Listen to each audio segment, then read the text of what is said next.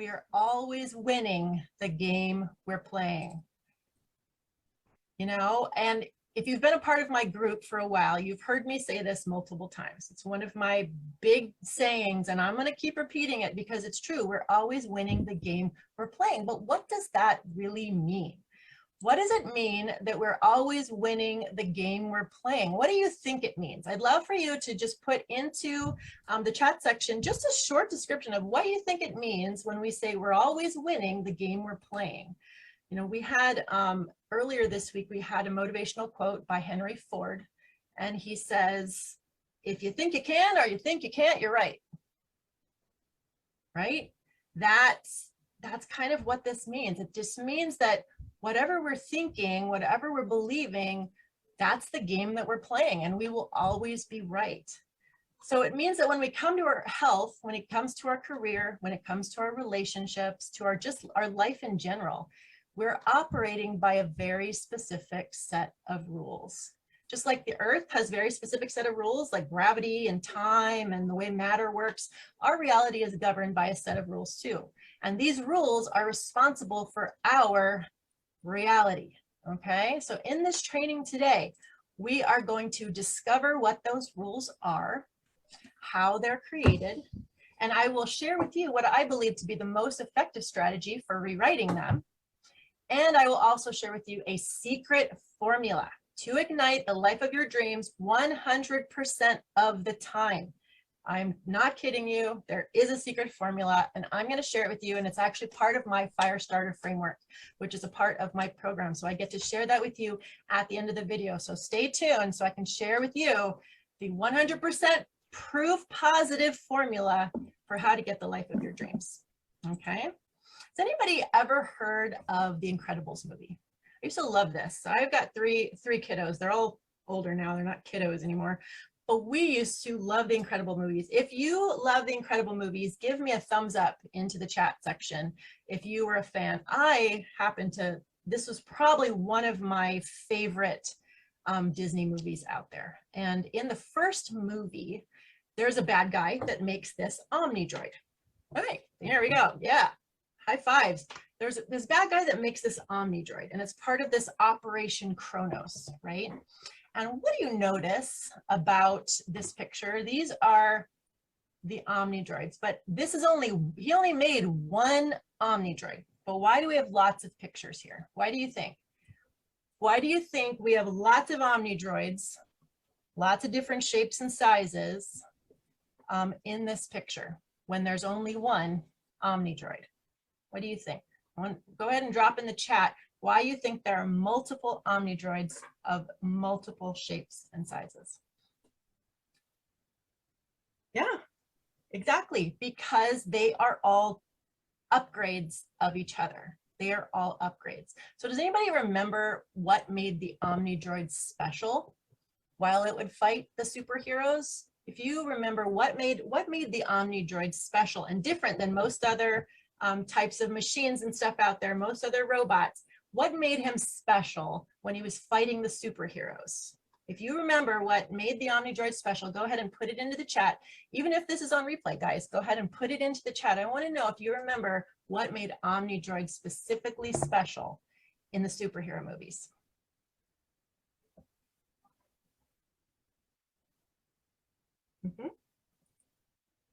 Yep. Yeah, the Omnidroid would learn from his own mistakes. See, the computer's brain was designed to take in information and then create little programs based on that information to automate its behaviors. His primary goal was to kill the superheroes. And by fighting them, he would learn their strengths in that experience, and he would learn their weaknesses too. And then each time he was upgraded, he would create these programs to make sure that he could better accomplish that goal last time. That is what made the Omnidroid special. And guess what? Our brains are not much different. That's right. Our brains have the same kind of concept where we are always taking in information and we are always trying to upgrade our programs. When we were born, our brains, our nervous system, our bodies were all a blank slate. And our brain is also a self-teaching machine. With every experience, our brain took in bits of information and created little automated programs, just like the OmniDroid, to guide our behavior towards accomplishing our 3 primary human goals. Can anybody remember what the 3 primary biological imperatives are? If you can remember, what are the 3 primary human goals that all humans need to have at the very least? And Maslow's goals are actually come a little later in life, but early on there's only 3. So 3 primary human goals that you believe all humans need to have. What is that? Go ahead and drop it into the chats if you think that you know, even one of them, what those primary goals are. I'm going to tell you. The 3 biological imperatives that we're all born with, that every baby has, are for love, safety, and belonging. We want to experience love because it confirms our value. It confirms why we're here in the first place. We want to be safe. Why? Because our goal is to survive. Our goal is to live. And then we want to feel belonging. Why? Well, because there's safety in numbers. And because we want to feel like we fit into a bigger purpose. We want to fit like we're part of a bigger system. So as our brains are growing, there are a few programs that we're born with. Can anybody guess what those are? Those are, you know, what are the things that we're born with before we even start taking in bits of information? Those are things that we can't control. Hint, they're things we can't control. That's right, things like blinking, like heart beating, breathing. These are all part of our autonomic nervous system. And provided there isn't some kind of a deformity of some kind, it runs the show of all of the involuntary responses, which are housed in our reptilian brain, which is here in the back of our head.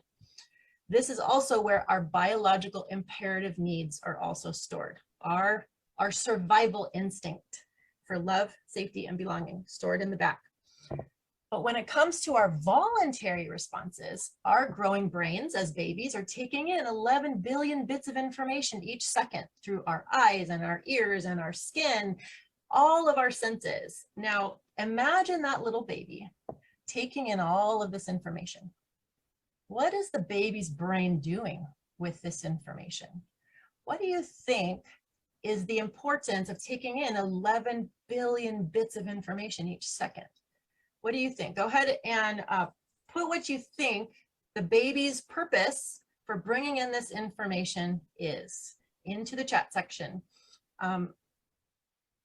Yep.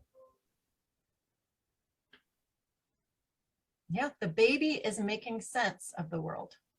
The baby is taking in that information. It's looking for evidence of love, safety, and belonging at all times. And then with that information is making sense of the world. Well, let me ask, what do you notice about a baby's behavior that is different than our behavior as we get older? So we were all babies once. But what's different from a baby's behavior than an adult human's behavior is that they're far more emotional, right? They're quick to both laugh and cry. They have zero impulse control. They want to touch and put everything in their mouth and move around, and they operate from their reptilian and mammalian brains. This is where our feelings and emotions are stored. As her brain is growing, she's loading up on all the information that she's taking in, and she's making judgments about her environment based on that information. Now, at this stage in her human brain, it's this human brain over here in the front is starting to form.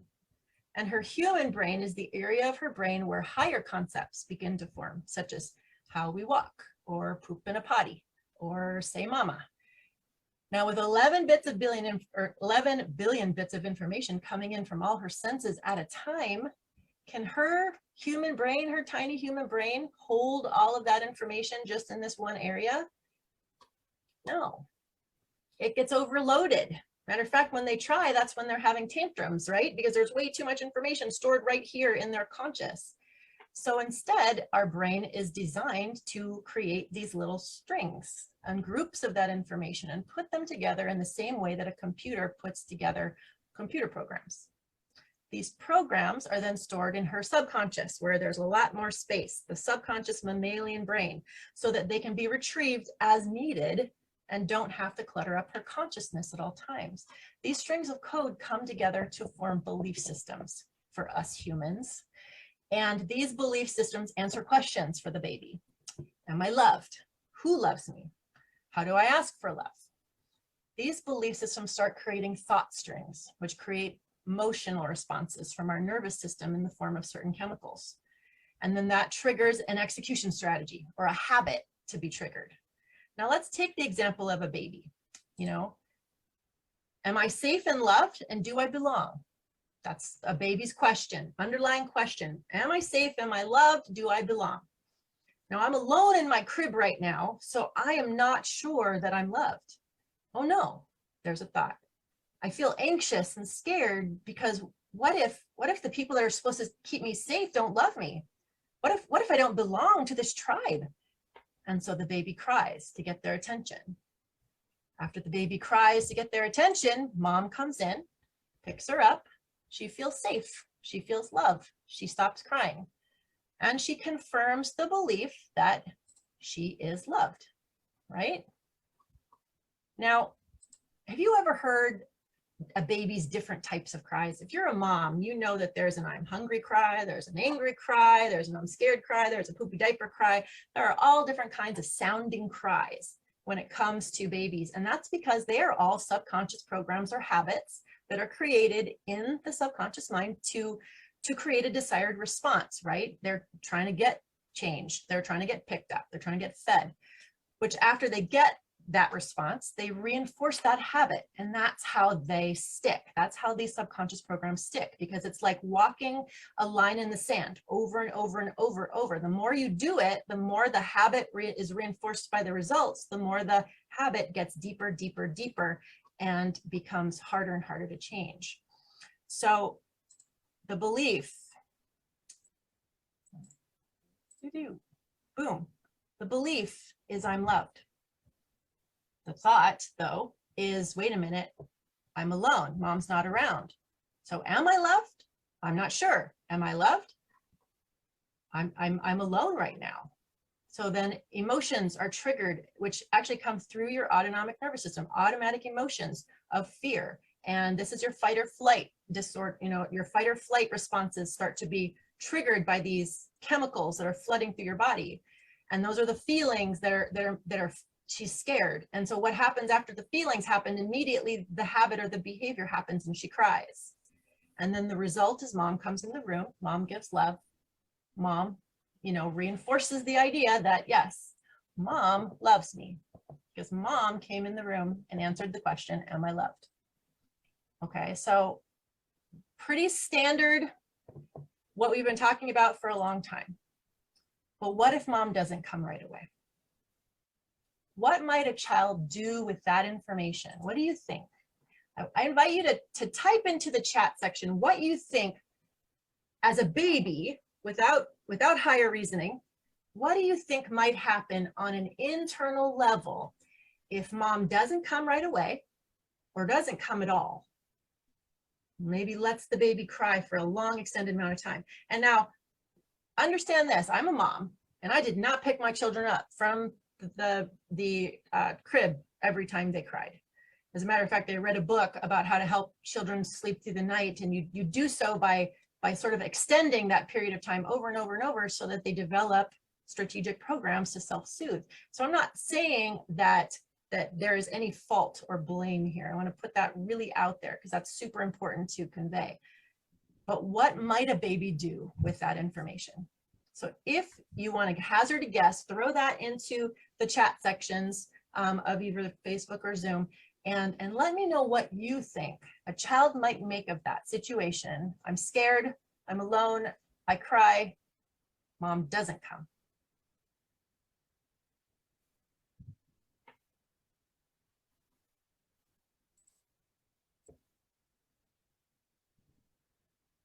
Yeah.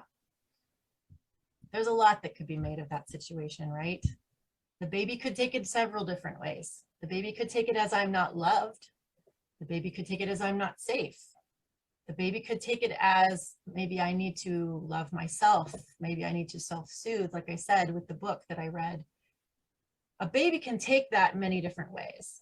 But the fact is they're not doing it consciously, because a baby doesn't have their human brain completely formed for higher consciousness yet.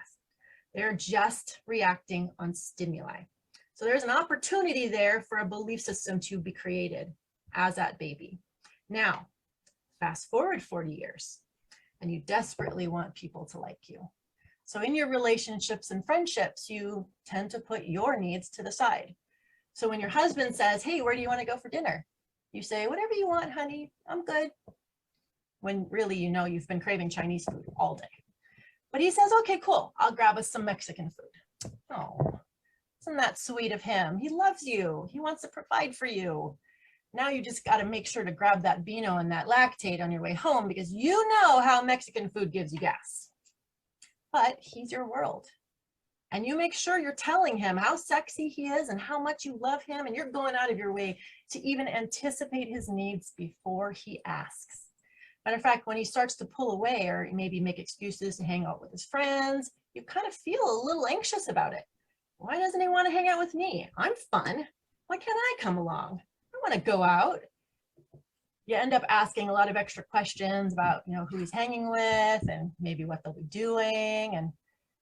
And then, you know, he goes out, he has to have fun with his friends, but when he comes home, you make sure to wear your hottest laundry the minute he gets home, because you want him to remember how important you are to him, right? And then, you know, when he starts complaining about overwhelming stress at work, you know, you volunteer to help him accomplish his work tasks. You start organizing events and editing his documents, maybe making his doctor's appointments, because God knows he doesn't have time for those. And then even balancing the household budget and protecting him from, you know, any scary things there, because you want to keep him happy. You want to make him feel loved. You really don't have a lot of time for it, but you end up having to sacrifice some things that you know you should do. But you know what? It's more important that he feels loved and that you have than for you to work out. You know, it's more important that you make his favorite hash brown casserole dish, that you take care. You know, it doesn't matter that you have lactose intolerance and gut health issues, but you know you shouldn't be eating those greasy carbs and yummy cheese, but you know what? He loves it. And you want to do something special for him. So you want to make him happy. You want to make him feel happy and loved. As a matter of fact, you end up eating more than one serving of that casserole, because you know what? It's his mom's recipe and frankly tastes ridiculously good. You know you shouldn't, but you know what's the harm? One extra serving, you know, maybe two, maybe three. It makes him happy. And it makes you feel really happy. You know, you feel really happy after that. You worked hard. You know what? You deserve a treat. And it helps you forget the fact that you didn't have vegetables today or even vitamins all day long, and that your evening is going to be full of internal thunderstorms as you desperately hold that gas the rest of the night. But you know what? He's happy and he loves you. You're doing awesome. As you start to pack on the pounds from those yummy casseroles, you start to freak out, because you know, he's been checking out those supermodels, and you do whatever you can to make sure that each of these little lapses of judgment, each of these 2 or 3 helpings is followed by a super intense workout or maybe a day of starvation. You know, you spend hundreds of dollars on diets and exercise plans that promise results fast, but because you can't afford to have him disappointed in you. You can't afford for him to look at you any different. What's going on here, ladies? Ladies, whenever we're acting in a way that is not how we want to act, then it's the result of an outdated program running the show. If you couldn't tell, these were my stories. And before you start making the leap, I'm not blaming my parents, and I don't honestly know if they ever left me crying in a bed when I was a baby. There's honestly no way to know that for sure. But I do know one thing. I know that by the time a child is 5, 90% of these subconscious programs and habits are formed. Which means most likely, if I struggle with habits that are not serving me, most likely they were belief systems formed when I was a baby, and then just constantly reinforced throughout my life, deeper and deeper and deeper. They were beliefs created because of something that happened and are not my fault, but nor are they the fault of my parents. Speaking as a parent now, to all of you parents out there, you are not responsible for the belief systems your children create in their brain. That would be an easy cop-out and an easy way to excuse really bad behavior. And I truly believe all parents are doing the best that they can with the information they're given at all times. But ladies, let me ask you, if you could regulate your emotions better and have more control over your day-to-day choices, especially when you're put in stressful situations, what effect might that have on your children? Something to think about. I'm inviting you today to take 100% responsibility for your reality right now. Everything you see in your life, everything you have, everything you do, everything you experience is because your brain chose it. The career you have, the relationship you have, the bank account you have, and the body you have is all because you chose it, and you're continuing to choose it daily, consciously or not. Our subconscious programs make the rules we live by, and we're always winning the game that we're playing, whether we like it or not. But there is a secret formula, and it can change this. It blows the lid off of this. And I want to see if you can guess what it is. So here's the formula. Blank intention plus blank mechanism equals 100% success. My question to you is, in what amounts?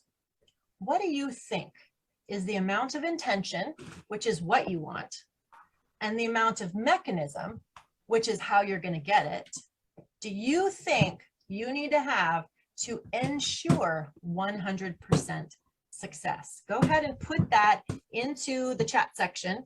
I am super duper curious to find out what you think. What do you think the percent intention and the percent mechanism is? And remember, they have to equal 100.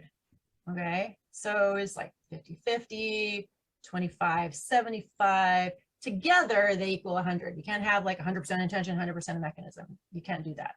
That's not math. It's not reality. Our world is governed by rules too. This is 100% in success, but in what quantities of intention and mechanism? I'm super curious to find out what you think. So go ahead and put that into the chat. And before I tell you, and I'm going to give you a hint, there is a correct answer. There is actually a correct answer. This isn't like different for everybody, honestly. This is a math problem. This is a universal law, and I'm going to share that with you at the end of this video. But first, I want to tell you about the specific strategy, the mechanism I used to rewrite years of self-sabotaging behavior and multiple lifestyle illnesses. But keep thinking about this because we'll be coming back to it, okay? And that mechanism is habit coaching, habit change coaching, okay?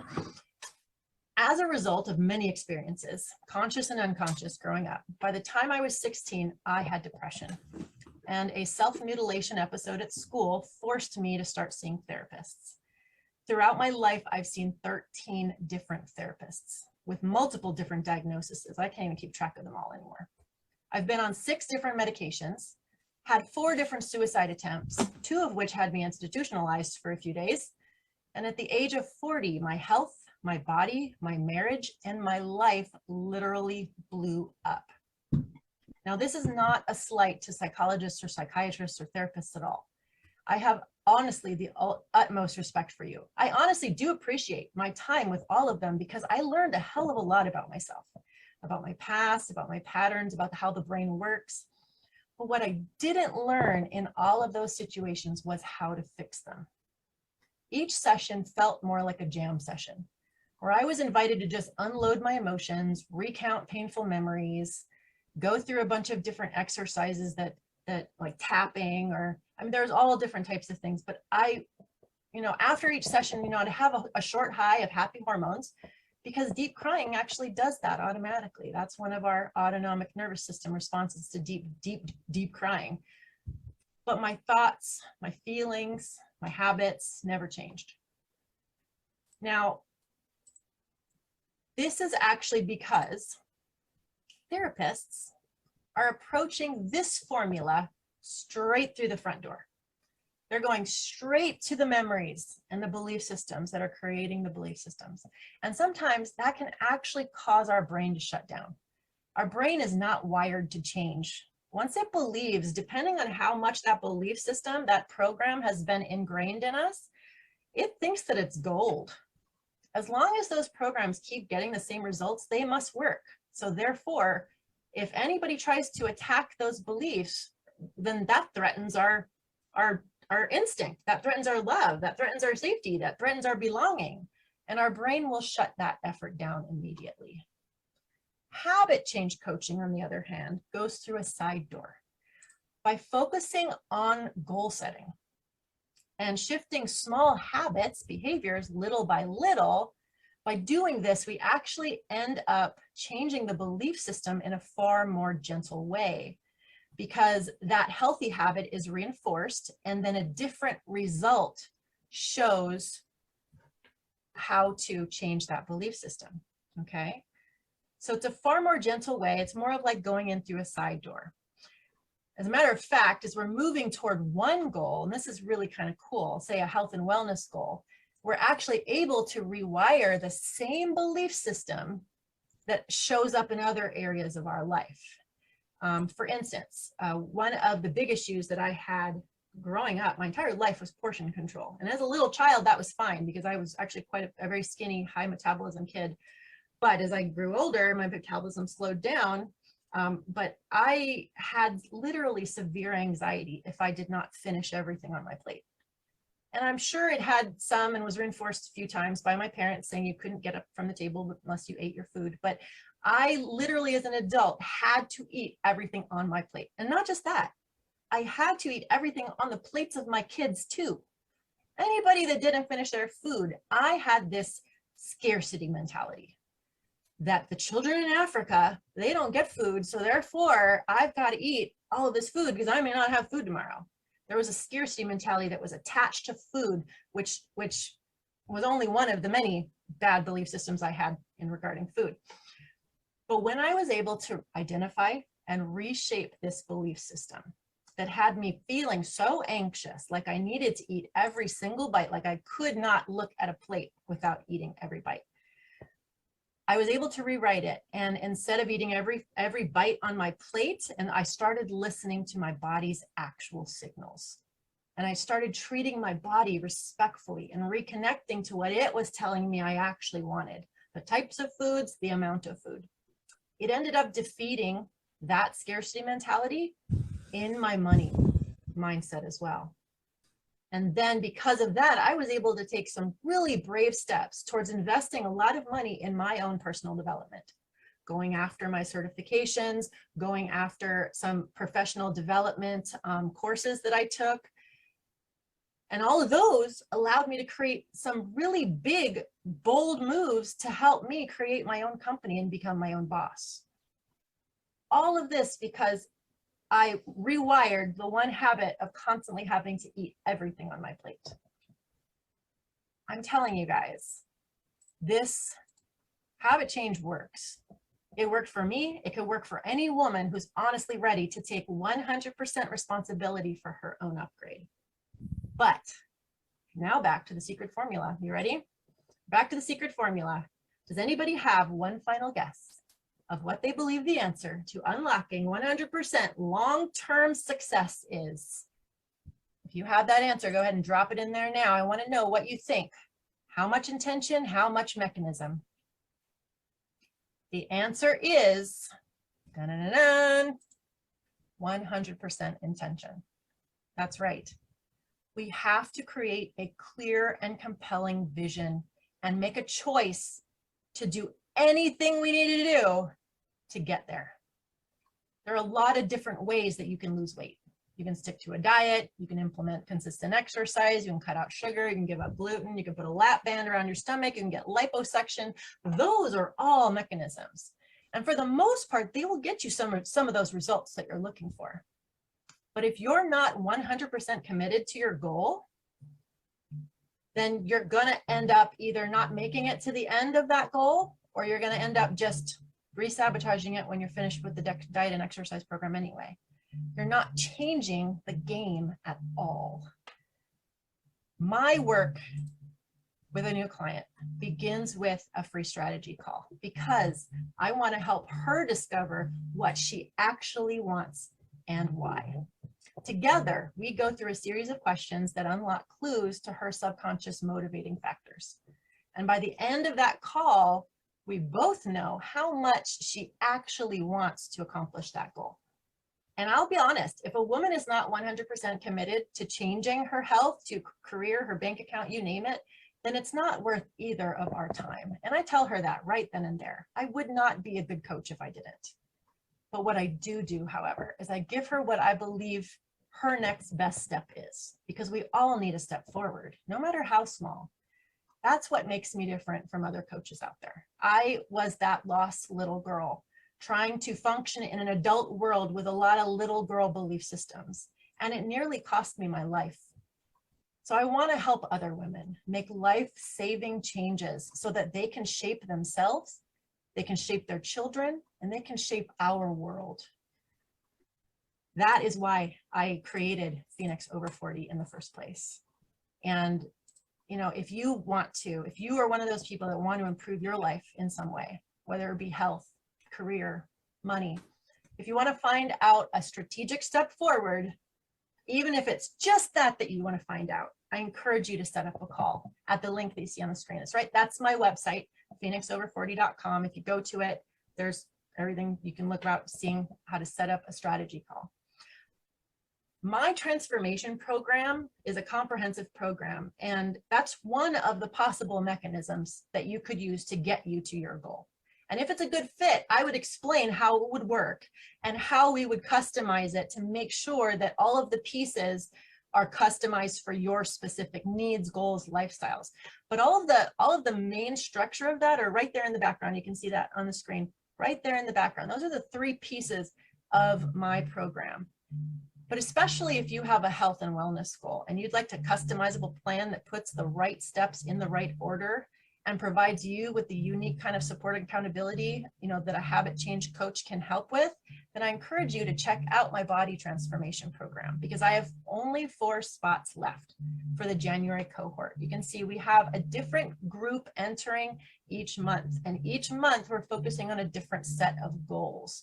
There are 4 spots left for this January cohort that will start January 1st, and it will be at a schedule of your own choosing. And so if you want to check that out, you know, let me know, because there are huge discounts going on right now to the next woman to enroll, 50% for the next person to enroll in that program. So I encourage you not to wait. There are a lot of different mechanisms to get what you want. And if you really, really want it, you will get it. But there is a way to get it faster, to get it smarter, to work smarter and not harder. And that's with the unique customization that a certified health and life coach can offer you, that is different from therapy, that is different from cookie cutter programs, that is different from group coaching. It is a one-on-one customized strategic approach. And so if you want to learn more about that, feel free to schedule a free call on my website, or even reach out to me by messenger, and I can give you that direct link to my calendar at the very least. You know, at least you would know what your next immediate best step forward is, right? You have nothing to lose and your bravest self to gain. And that's my spiel. That's how you work smarter and not harder. Thank you so much for joining me today. Next week, I will be sharing the 8 paradigm shifts that make my body transformation program different from others and why they work so effectively. My name is Noi. It rhymes with joy, and I hope that this training has brought a little more of that for you today. Aloha.